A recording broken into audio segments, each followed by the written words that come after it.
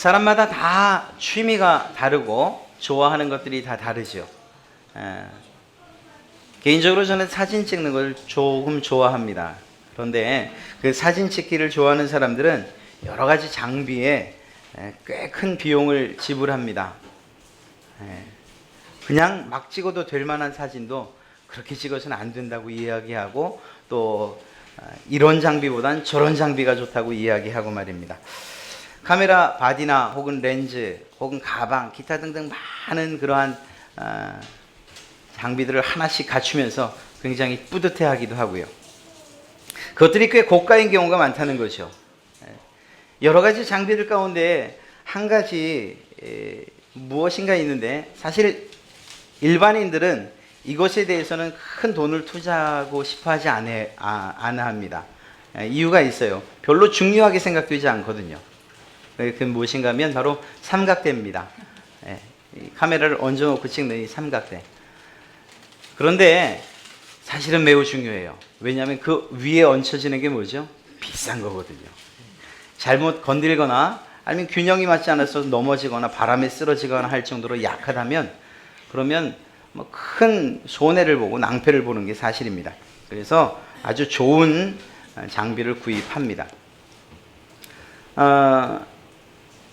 그런데 왜 이게 삼각대일까?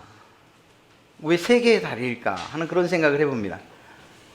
어찌 보면 우리가 아는 의자처럼 다리가 4개면 좋지 않겠는가? 아니, 많으면 많을수록 좋지 않겠냐? 이렇게 생각을 하죠. 그런데 사실은 지형이나 혹은 위치나 어떤 상황에서도 삼각대는 매우 안정적인 자세를 취할 수가 있어요.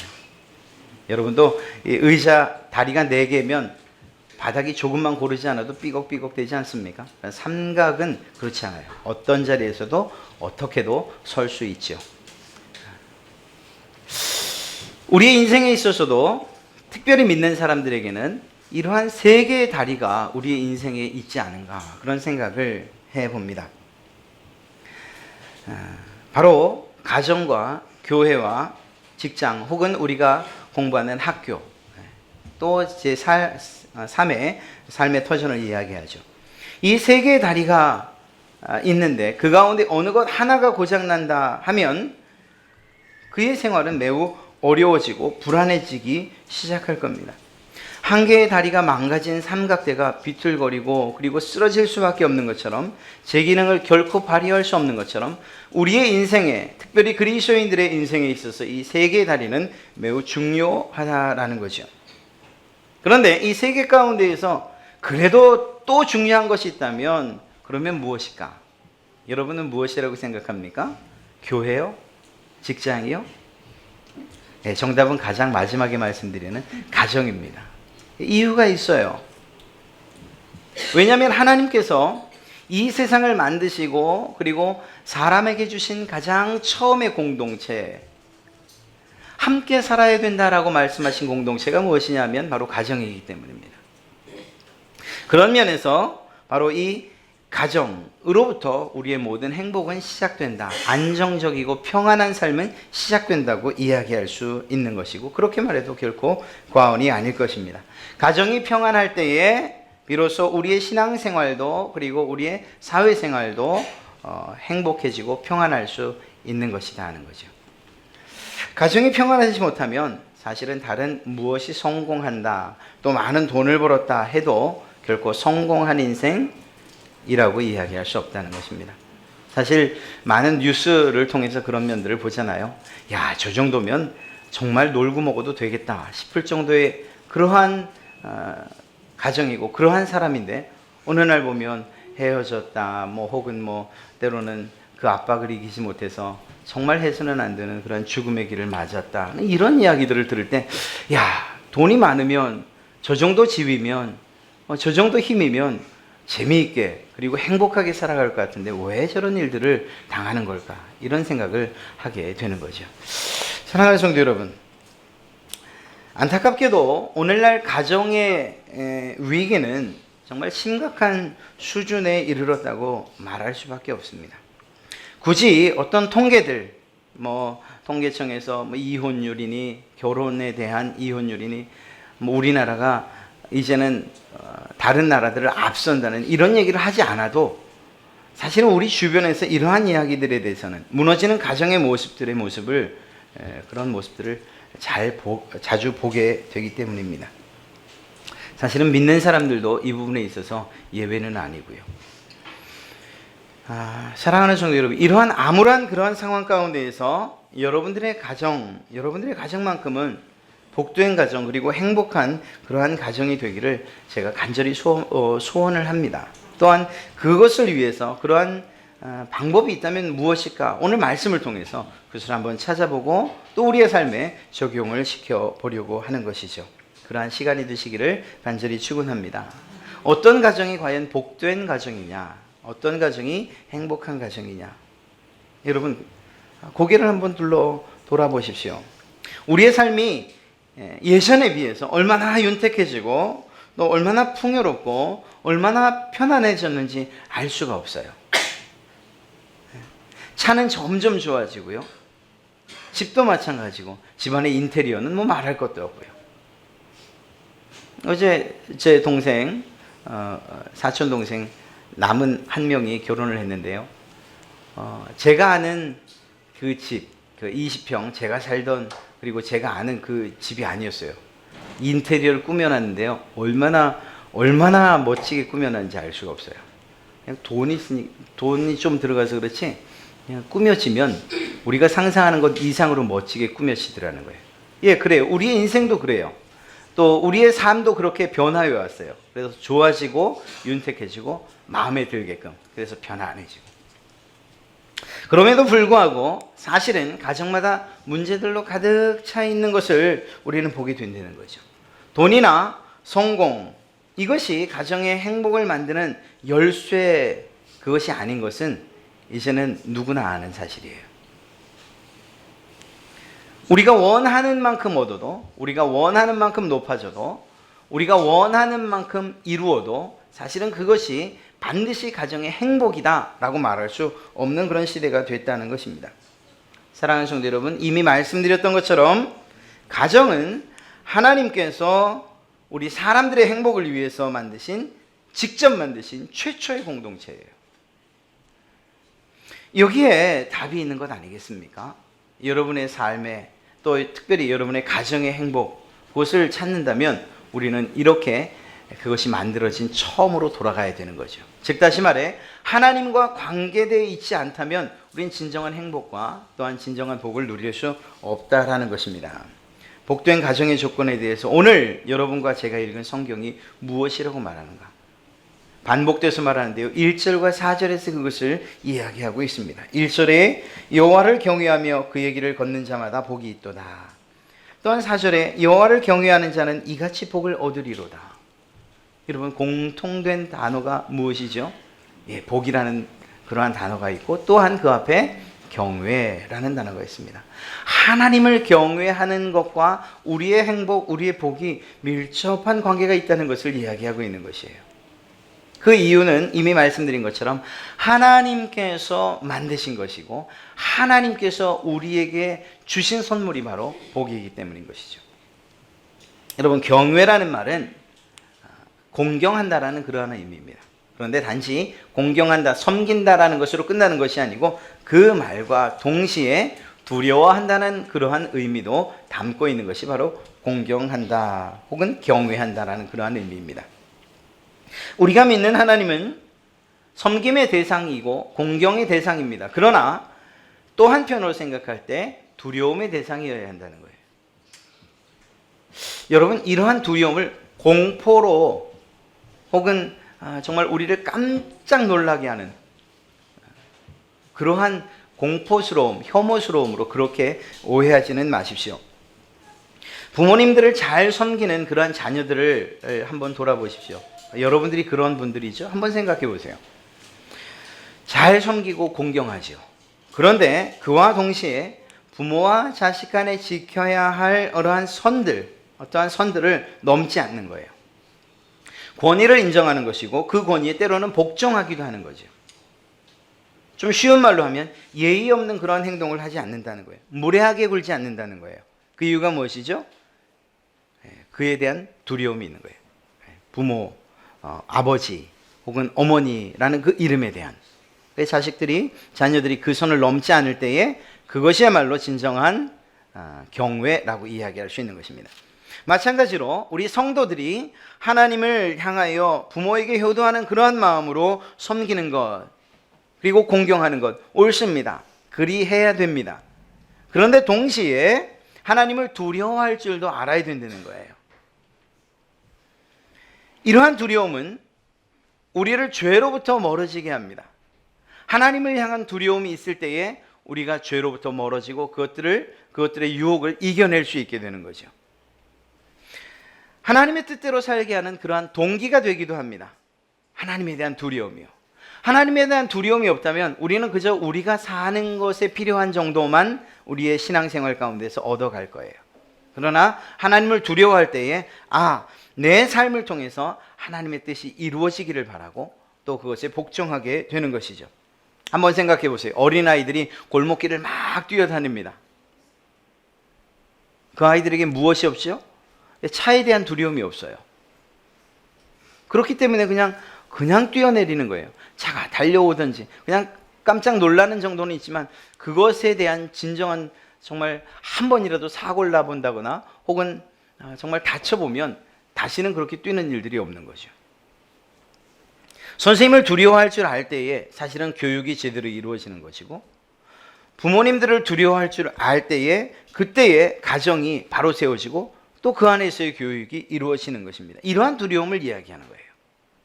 하나님을 향한 이러한 두려움, 그리고 경외하는 그러한 마음이 있을 때에 그때 비로소 우리의 진정한 복을 우리는 발견하게 된다는 것이죠. 하나님을 경외하는 것으로부터 우리는 복을 얻게 된다는 것입니다. 경외하며 그의 길을 걷는 자마다 경외하는 자는 이같이 복을 얻으리라. 사랑하는 성도 여러분, 하나님을 두려워할 줄 아는 그러한 모습으로 부모님들이 살 때에 또한 자녀들도 그 모습을 따라 살아가는 거죠. 하나님을 경외하는 모습으로 살아갈 때에 그때 그 가정에 하나님의 정말 베푸시는 은혜와 복이 가득 차게 되는 것이죠. 이러한 공경의 모습이 과연 어떠한 모습으로 또한 어떠한 형태로 우리에게 나타나게 될까요? 그저 나와서 주님 제가 하나님을 경외합니다 라는 그러한 말로서 우리의 경외가 완성되는 것일까? 하나님을 두렵고 떨림으로 섬긴다고 할 때에 우리에게 필요한 것은 무엇이고 어떤 모습으로 살아갈 때 어떤 신앙을 해갈 때에 진정 그가 하나님을 두렵고 떨리는 마음으로 섬기는 사람이 될까? 첫째는요, 믿음이에요. 믿음. 하나님을 향한 믿음이 우리에게 있을 때 우리는 비로소 하나님을 경외하게 된다는 것입니다. 여러분 한번 생각해 보십시오. 온 가족이 한 믿음으로 살아간다는 것이 얼마나 어려운 일인가. 물론 그렇게 어려운 일이 아닐 수도 있지만 사실은 점점 어려워지는 것은 사실입니다. 이스라엘 백성들이 출애굽을 합니다. 그런데 하나님께서 그 백성들에게 특별히 모세를 통해서 무엇을 만들게 하시는가? 성막을 만들게 하시죠. 성막이 이스라엘 백성들의 어디에 위치했죠? 가장 앞에 위치했습니까? 아니면 마치 염소떼를 몰고 짐승떼를 몰듯이 뒤에 위치했습니까? 아니에요. 그렇지 않습니다. 가장 가운데 위치했습니다. 그리고 성막을 중심으로 이스라엘의 12지파가 자리를 했어요. 어찌 보면 우리가 착각을 하면 성막을 이스라엘 백성들이 보호하는구나 이렇게 생각할 수 있습니다. 그러나 그렇지 않습니다. 왜냐하면 그 성막에 하나님께서 구름으로 임재하시면 그러면 멈춰서야 했고 하나님의 구름이 그 성막으로부터 떠오르면 그때는 움직여야 했어요. 즉 다시 말해 온전한 하나님의 뜻대로 움직여가는 것, 그것이 이스라엘 백성들의 삶이었다는 거예요. 즉 다시 말해 성막을 중심으로 해서 그 성막이 움직일 때에 설 때에 이스라엘 백성들도 움직이고 멈추는 일들이 있었다는 것이죠. 그리고 그러한 성막은 이스라엘 백성들의 삶의 중심에 위치했는데, 그리고 그것이 시대가 지나서 이제 정착 생활을 하게 된 가나안 땅에서도 전혀 변함이 없이 그것을 유지합니다. 즉 성전으로서 이스라엘 백성들의 삶의 중심에 위치해 있었죠. 이것이 사실은 여호와를 경외하는 사람에게 있어서의 가장 첫 번째 나타나는 특징입니다. 하나님의 성막과 또한 성전을 중심으로 움직여가는 그러한 삶을 이야기하는 것입니다. 이스라엘 백성들은 온 가족이, 온 민족이 이렇듯이 하나님을 중심으로 해가는 삶을 살았다는 것이죠. 여호와를 경외한다라고 할 때, 제가 여호와를 경외합니다, 두렵고 떨리는 마음으로 섬깁니다라고 이야기할 때에 그 마음의 중심에, 그 가정의 중심에, 그 교회의 중심에, 그 직장의 중심에 하나님이 계신가 하는 것을 우리는 살펴봐야 된다는 거예요. 저는 여호와를 경외합니다라고 말하는데 우리의 마음의 중심에서 전혀 주님을 찾아볼 수 없고 하나님을 찾아볼 수 없다면 무엇인가 한 가지는 잘못된 거죠. 우리 가정은 하나님을 섬기는 가정이고 공경하는 가정이고 경외하는 가정입니다 말하지만, 그러나 그 중심에서 하나님을 찾아볼 수 없다면, 하나님의 임재를 찾아볼 수 없다면, 그렇다면 무엇인가 잘못된 것이죠. 사랑하는 성도 여러분, 이스라엘 백성들이 하나님을 이렇듯 중심으로 살아갈 때에 그들이 힘을 얻어 살아갔던 것이고, 비록 어쩔 수 없어 사방으로 흩어져 세계에서 흩어져 사는 그러한 디아스포라의 삶을 살았지만, 그러나 그들 중심에는 여전히 하나님이 계셨기에 다시금 모이고 또다시 하나의 민족을 이루는 원동력이 됐던 것이라고 말할 수 있습니다. 사랑하는 성도 여러분, 여러분에게 절실하게 필요한 것이 복이요 행복이십니까? 그걸 누가 뭐라고 하겠습니까? 저도 복 받고 살고 싶거든요. 아니, 하나님을 믿는다고 하면 그 하나님께서 주시는 복을 누리는 것이 당연한 일이 아니겠습니까?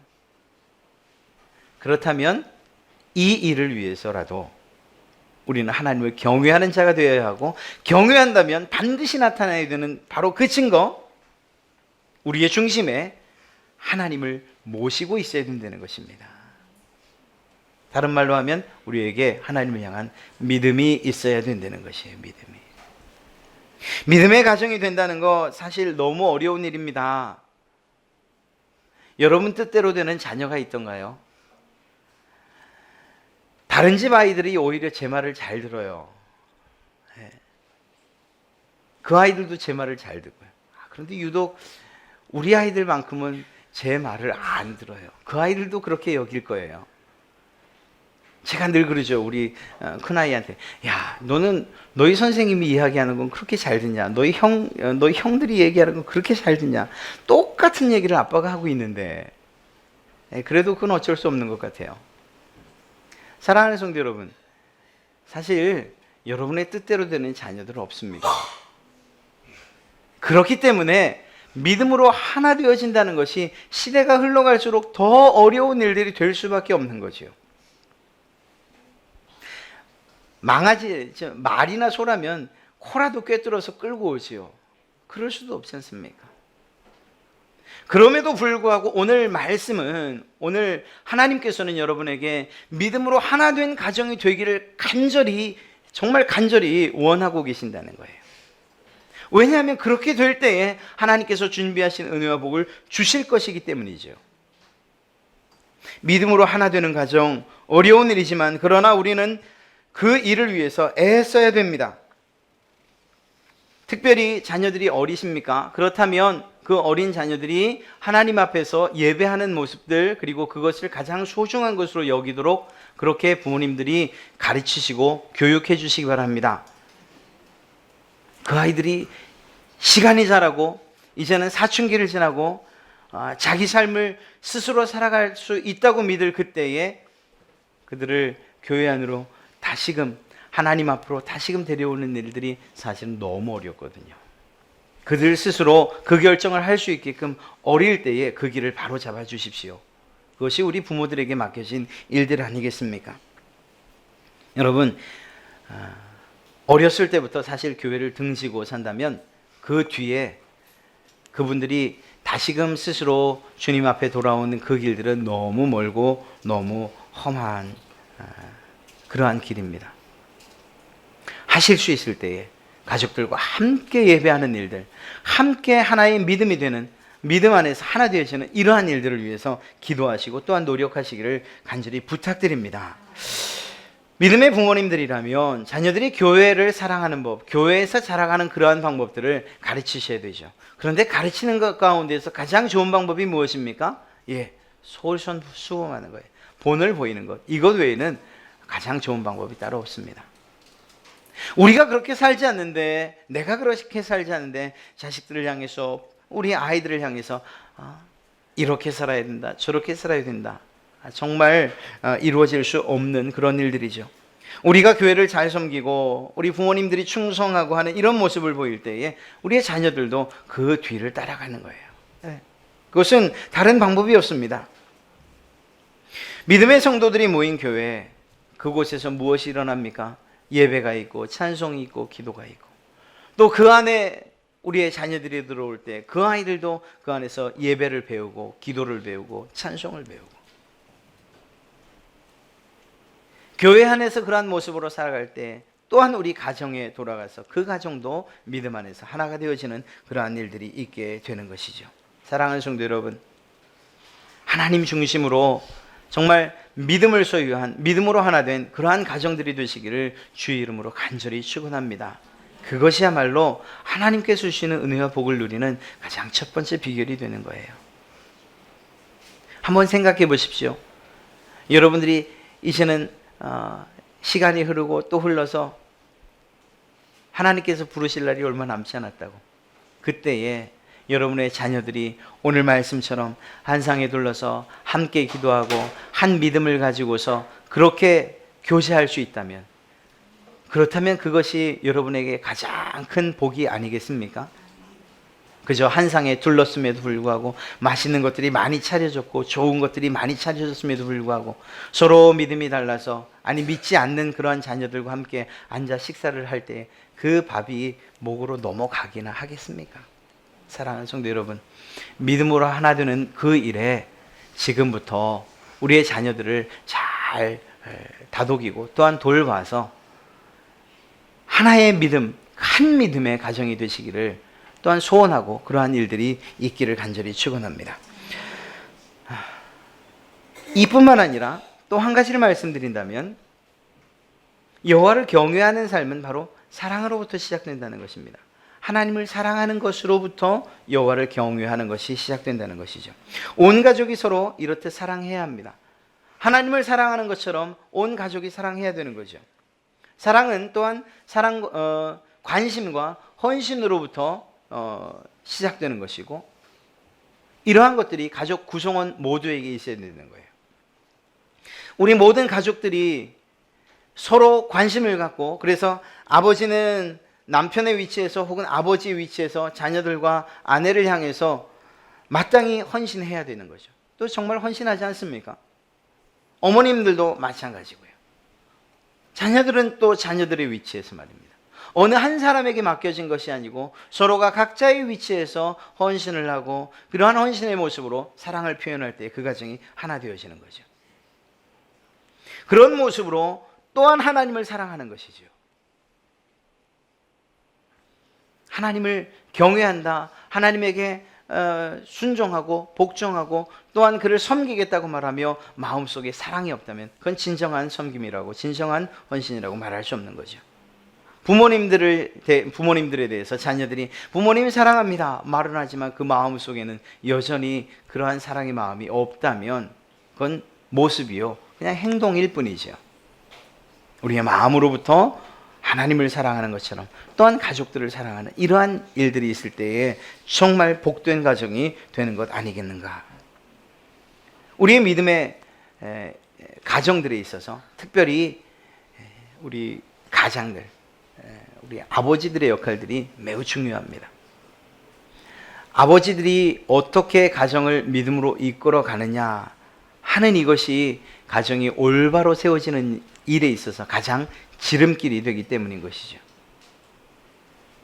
남편이요 아버지들이 믿음에 굳건히 설 때에 가정뿐만 아니라 그 교회는 정말 복된 교회라고 이야기할 수 있습니다. 신앙에서 올바로 선 믿음의 가장들이 직장에서 그러한 모습으로 부하 직원들을 또 위상사들을 섬기고 또한 이렇게 리더할 때에 그 모습이 얼마나 아름답습니까? 믿음의 가장들이 서야 할 위치, 또 그들을 통해서 베풀어지는 사랑과 헌신들이 매우 큰 영향력을 미친다는 것을 우리는 잊지 말아야 하는 것이죠.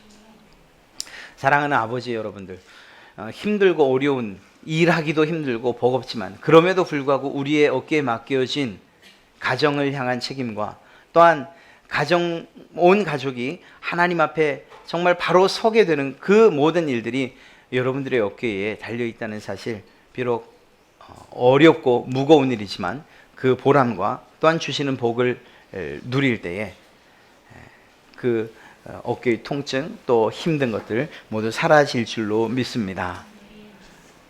부모님들, 특별히 어머니도 마찬가지죠. 어머니에게 맡겨진 일들, 끊임없는 헌신, 내가 왜 일을 해야 되느냐, 그러나 또 그 안에 사랑이 있기 때문에 하는 것이고, 또 그것에 반해서 자녀들도 역시 마찬가지로 부모를 존경하고 또한 사랑할 줄 알 때에 그러한 일들이 있을 줄로 믿습니다. 이러한 일들을 통해서 결국은 하나 되어지는 가정, 하나님께서 기뻐하시는 그러한 가정이 될 수 있다는 것입니다. 오늘 가족주의를 맞아서, 우리 갈릴리 가족주의를 맞아서 그러한 일들이 있으면 참 좋겠습니다. 각 가정마다 서로를 다시 한번 생각하고 돌아보고, 그래서 믿음에서 하나 되고 사랑에서 하나 되고 그러한 마음으로 하나님을 경외하는 그러한 복된 가정이 된다면 얼마나 좋겠습니까? 하나님께서 그러한 가정에게 오늘 주심하여 약속하신 복들이 얼마나 많습니까? 형통의 약속을 주셨지요. 또한 평생의 번영을 약속해 주셨지요. 여러분, 성공을 향해서 쫓아가고 가족들도 돌보지 못한 채 그냥 부지런히 달리는 것, 그리고 그 자리에 왔을 때 나머지 가족들은 다 처져 있고 만신창이가 되어 있는 모습을 본다면 그것이 어찌 성공이라고 말할 수 있겠습니까? 함께 가는 거죠. 그때 비로소 하나님께서 우리에게 주시는 복을 누리게 될 것이라는 것입니다. 수고한 대로 먹는 복을 주신다고 약속하지 않으셨습니까? 물질의 복이고 또한 형통의 복이라고 그렇게 표현되어 있습니다. 하늘에서 뚝 떨어지는 것이 복이 아니고 여러분들이 애쓰고 수고한 대로 하나님께서 거둘 수 있게 하시는 것이 복이라는 거죠. 사랑하는 성도 여러분, 여러분들이 자녀들을 위해서 기도할 때 그렇게 기도하지 않으십니까? 하나님, 우리 아이가 오늘 시험 보는데요, 보지 않은 것도 잘 찍게 해주시고, 그렇게 기도하진 않으시잖아요. 하나님, 공부한 것들이 잘 기억나게 하시고 혹시 스쳐 지나갔던 것들도 잘 기억나게 해주십시오. 공부한 만큼 얻는 것, 그것이 정직한 것이죠. 사랑하는 성도 여러분, 수고한 대로 하나님께서 우리에게 채우신다는 것이 참으로 큰 복이요 참된 복이라고 믿으시길 간절히 바랍니다. 그것이 정직한 복이 아니겠습니까? 또한 형통케 하신다고 말씀하셨습니다. 여러분들이 손 대는 것마다 형통케 하시마 약속해 주셨지요. 또한 이러한 복이 대대로 잘 되게 해주신다고 말씀하셨어요. 저는 우리 갈릴리 교회 모든 성도들, 여러분들의 가정이 믿음에 있어서 또한 삶에 있어서 명문가가 되기를 간절히 바랍니다. 믿음의 대가 이어져 가고, 그리고 그 시간이 흘러갈수록, 후대로 갈수록 더 큰 믿음과 그리고 더 큰 사랑이 넘치는 그러한 가정이 될 수만 있다면 얼마나 좋겠습니까? 여러분의 가정을 누군가가 볼 때마다 하나님께서 정말 복을 주셨어 라고 그렇게 인정하고 고백할 수 있는 가정이 될 수 있다면 얼마나 좋겠습니까? 그러한 가정들이 되시기를 정말 간절히 바라며 또한 축복합니다. 사랑하는 성도 여러분, 여러분들 각자가 먼저는 하나님 앞에 경외하는 마음으로, 그리고 또 믿음으로 하나 되고 사랑으로 하나 되어서 가정이 하나님을 섬기고 또한 경외하는, 또한 그 가정들이 모인 우리 교회가 하나님을 그렇게 섬기는 그러한 모습들이 있으면 참 좋겠습니다. 그것이야말로 하나님께서 우리에게 주시는 복이요, 그 복이 우리 교회 가운데 흘러넘칠 때에 또한 많은 이들도 그 흘러넘치는 복의 유익을 누리지 않겠습니까? 사랑하는 성도 여러분, 오늘 가족주의를 맞아서 하나님께서 여러분들의 가정에 복을 내리시고 또한 여러분 각자의 복을 내리시며 또한 우리 교회에 은혜와 복을 넘치게 주시는 그러한 시간이 된 줄로 믿고, 또한 앞으로도 그러한 시간들이 되기를 간절히 바라며 말씀 마치겠습니다.